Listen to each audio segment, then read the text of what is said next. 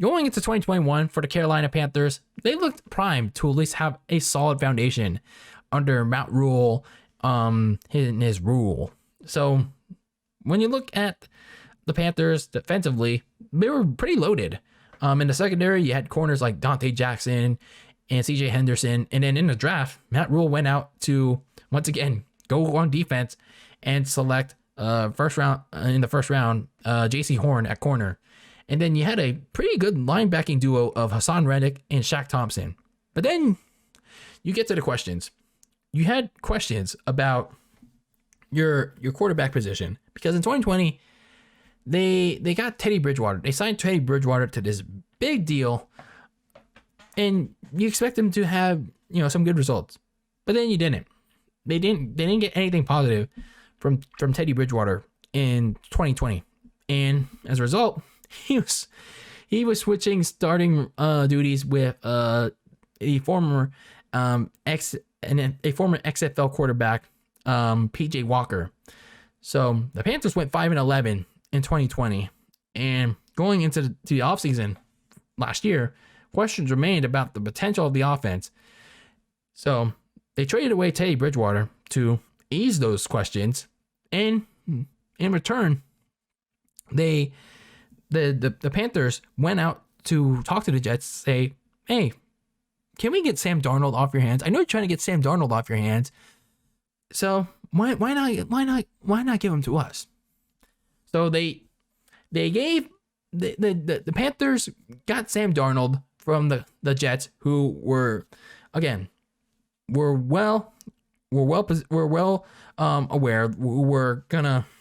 who made themselves well clear that they're gonna get a quarterback in the draft, which they did, getting Zach Wilson. But earlier on, they traded away Sam Darnold to the Panthers, and he was in a new environment under Matt Rhule, and he had an offensive coordinator, Joe Brady. And who knew?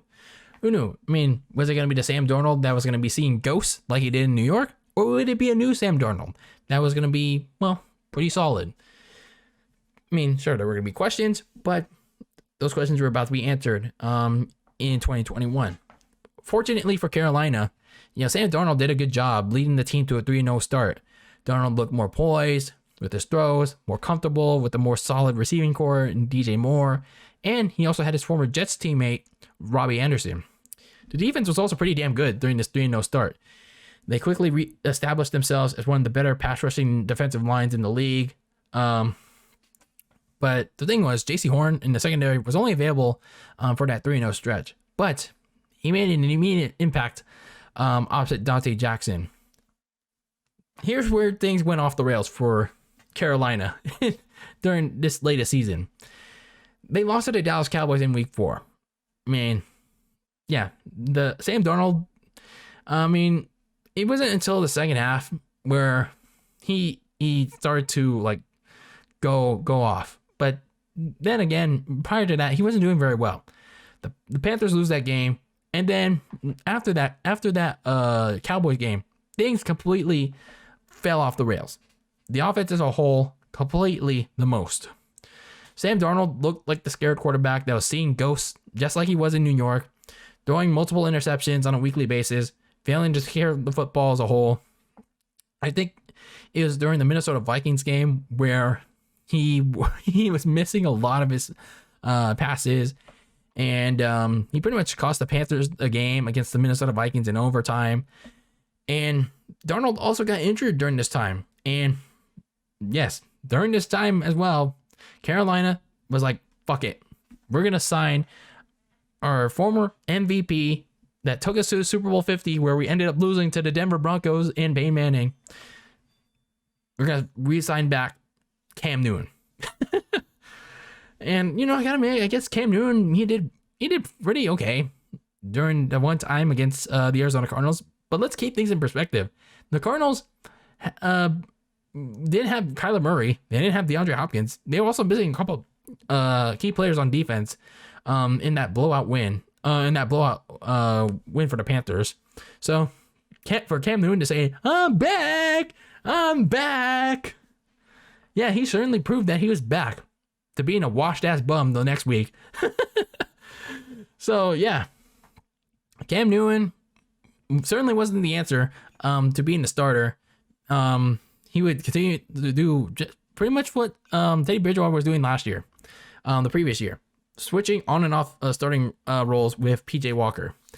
And then for the final 2 games, Sam Darnold returned from injury, and he would take the starting position permanently. The offensive line also cratered throughout the stretch, allowed many sacks the rest of the way. And I gotta say this about Christian McCaffrey, man.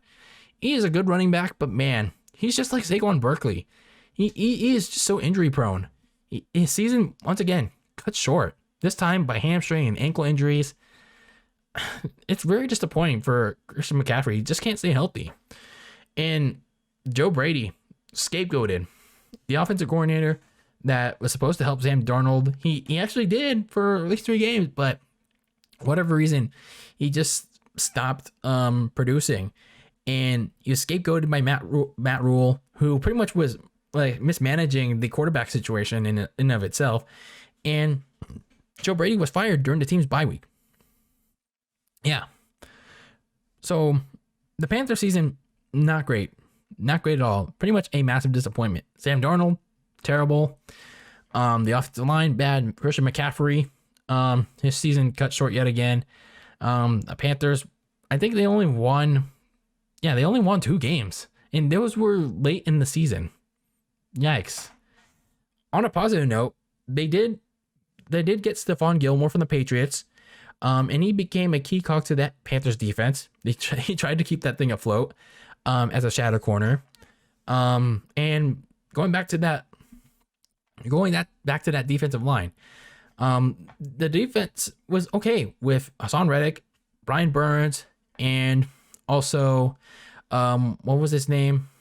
I forgot his name. Oh yeah, Shaq Thompson. They were a good pass rushing trio. They still were, even if the secondary was falling off. Rookie running back Chuba Hubbard did pretty well in relief of Christian McCaffrey with big chunk runs and getting through defenders, and he played pretty well as a pass catching back as well. So in relief of McCaffrey, I could see him in Hubbard getting some more playing time next season. If the Panthers trade away McCaffrey, or they put him in a commit, if they put Hubbard and McCaffrey in like a rotation committee just to reduce McCaffrey's injury risk, who knows? So overall, sure, there were some positives for the Carolina Panthers, but yeah, it just can't be understated that it quickly went down the drain thanks to injuries, poor quarterback play, and Matt Rhule's overall mismanagement of the quarterback position, resulting in a 5-12 finish, pretty much the same as last year. And I'm just a little surprised that Matt Rhule wasn't fired for his disaster piece to finish the season. I don't know. Do they really want to give him one more chance to try and not fuck things up? Man, we'll see. But man, does he have a lot of work to do? And he doesn't have much money to do it. He only has $18 million to work with in the offseason. And especially when you have guys like Robbie Anderson and Shaq Thompson who have big ass contracts. Yeah, unless they're willing to restructure, or unless the front office wants to restructure, yeah, they don't really have much to work with. They're currently slated to draft 6th in the draft. So who knows what they're going to pick? They certainly shouldn't pick quarterback, because that's the quarterback class in the draft this year is pretty weak. But that's something that they should address in 2022. Who's going to be the quarterback? Is it going to be Sam Darnold? Is it going to be someone else? It's clear that, neither Sam Darnold nor Cam Newton were the answer in 2021. Certainly it wasn't also PJ Walker, but they can't exactly go into 2022 with only Sam Darnold as the only option at quarterback.